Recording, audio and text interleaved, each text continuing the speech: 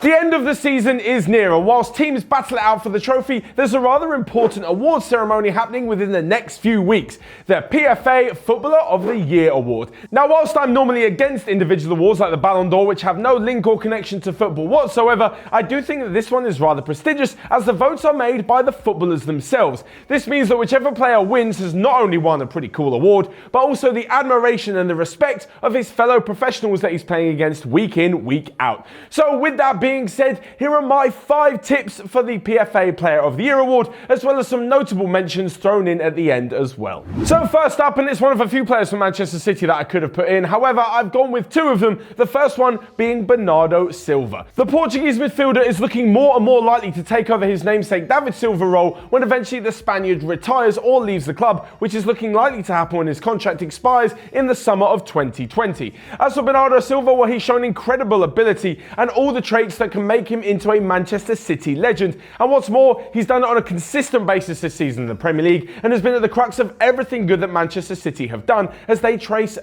Oh, f*** off. Did I cut that sentence up? No, do it one more time. Oh, I can't even remember where I was now. He's been at the crux of everything good that Manchester City have done in not only the Premier League this season, but everywhere else as they chase an unprecedented quadruple. However, this is of course an award for the Premier League, so with that in mind, he is definitely in with a shout. Now, of course, he does have fantastic players around him to help him out. And although he may not have as many goals or assists as the other players on this list, given his position, his intelligence, his movement, and his final ball make him such a fantastic creative attacking midfielder that you'd be hard-pressed to find a similar one anywhere else in the Premier League. Of course, there is one on the very same team as Silva in the likes of Leroy Sané, who does have more goals and assists. However, I think over the course of the season, Bernardo Silva just edges him out and onto this list. Now, there is another Manchester City player on this list, but I'll leave that to a little bit later, as my second tip for the PFA Player of the Year award goes to Eden Hazard. With 16 goals and 12 assists, he has 28 goal contributions this season, more than any other player in the Premier League. But I can't help but feel the one downfall for Eden Hazard is that he plays for Chelsea. Now, this is no spite on the club at all, but when they're inconsistent and not really challenging for any of the major trophies within England, he can't really be expected to be named up there with the best. This is because he is Chelsea's best by an absolute mile, but whenever they lose, all the pressure and the scapegoat is Eden Hazard. It's put on his shoulders, and when he doesn't perform, invariably Chelsea don't perform, so he gets taken down with them. I can't help but think had he other better players around him, maybe the load wouldn't be so heavy on him and it wouldn't be so obvious when he has an off day, which of course he is allowed to.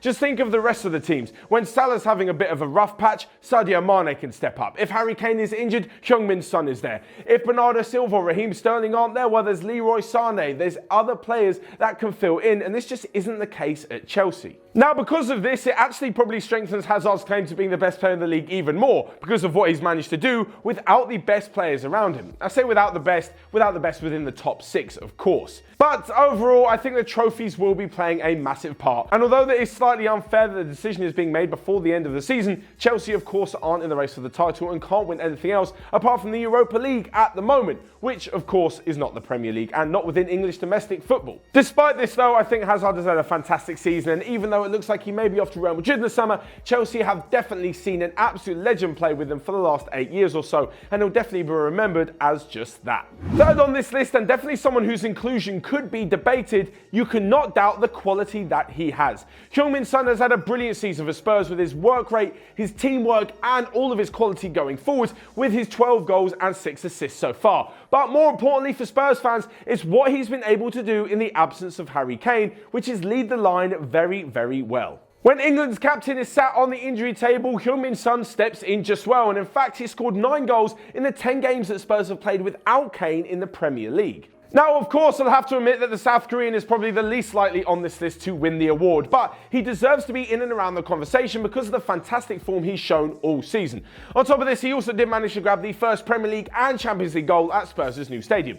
That has absolutely nothing to do with the PFA award, but it's a pretty cool piece of history and some great pub trivia for when you're going to have your next quiz. So now we come on to the last two contenders on my 5 list of players who could win the Player of the Year, and this is where things really heat up. Now, I've mentioned before that the award is actually decided before the end of the season, when the title race is more than likely still going to be battling on between Manchester City and Liverpool. Now, I know I've mentioned before this is an individual award, but if you've got the Premier League winners medal to show off as well, it doesn't half show what your form has meant to the team. So first off, let's look at Raheem Sterling. Now, I mentioned earlier about Bernardo Silva's importance to Manchester City, but Raheem Sterling is on a whole nother level. The England winger has scored 17 goals, provided 9 assists, and given countless defenders nightmares throughout the whole year. Now, I did a video a few weeks ago talking about Sterling's chances of winning the award, and well, if you've seen that, you'll know that we put it down to the fact that he is playing such a crucial role in a Manchester City team which really helps get the best out of him. He's playing as a wide forward, but because of the width of the fullbacks, he's allowed to go all the way across the front line, link up with other fantastic players like Bernardo Silva, David Silva, Sane and Sergio Aguero, and just basically wreak havoc. This has been seen that he is in the top 5 of the list for most dribbles, most touches in the opposition box, and most chances created from open play. This is just showing what Raheem Sterling is doing, as mentioned before, consistently throughout the whole season. It's no good just having 1 or 2 purple patches, but you need to be doing it week in, week out at the top of the table. On top of this, we already know that Liverpool defender Virgil Van Dijk has voted for Raheem Sterling for his Player of the Year. So if he's causing one of the best defenders in the league a few problems, you can only imagine that other defenders have also followed suit and voted for Sterling. And speaking of Virgil van Dijk, well, he is the 5th player on this list who I think could win the Player of the Year award. I honestly can't think of another signing who's come into his new club and made such a ridiculous impact like the Dutchman has. I mean, he started with a winner against their Merseyside rivals Everton in the FA Cup, but since then, he's just been an absolute defensive stalwart and even eradicated the odd mistake that he was making earlier on in his career at the likes of Southampton and Celtic. His presence, strength, reading of the game and overall excellent defensive ability have made him a standout performer, but better than that, he's also helped raise the game of the other defenders around him. Andy Robertson has had a fantastic season, as has Trent Alexander-Arnold, and who would have thought that Joel Matip would have come in and done such a fantastic job in the absence of Lovren and Joe Gomez. Virgil van Dijk really does have it all. On top of this, if Liverpool manage to win the Premier League and he adds to the 18 clean sheets that his team have got so far, well, I think the goalkeeper Alisson will have a special hug reserved just for Van Dijk. It must help when you're a goalkeeper. Ryan, the light. He's done it on purpose. I think Ryan did it on purpose because he wants to get back. He wants to get back into the comment section. It must help when you're a goalkeeper to have someone like Van Dijk in front of you in the defence, so I'm sure Alisson will be delighted that the Dutch centre-back has been there almost ever present in the Premier League this season. So with that being said, I want to throw in a few honourable mentions because of course there have been many more fantastic players and as well some fantastic players not just in the top 6.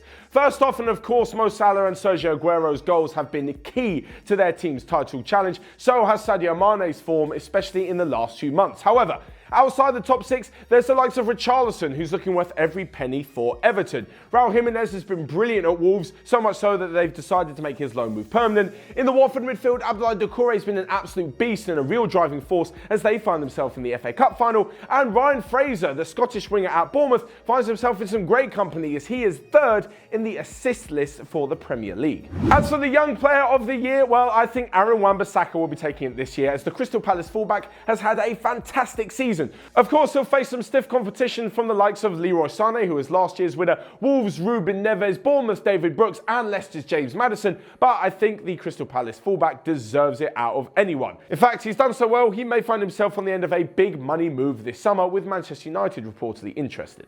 So there you have it, there's my prediction for the top 5 nominees for the PFA Player of the Year award. Of course, the actual nominee list may be completely different, but we don't care about that. I want to know what you guys think. Let me know your thoughts down below on who you would have on the nominees list. It could be 5 or 6 players, and who you think deserves to win the award overall and why. Of course, while you're down there, you can also hit the like button and click here to check out all of... Oh yeah, that is the right direction. Of course, while you're down there, you can also smash the like button and click here to check out all of the other videos that we've got going on Onefootball. But until next time, I will see you guys later.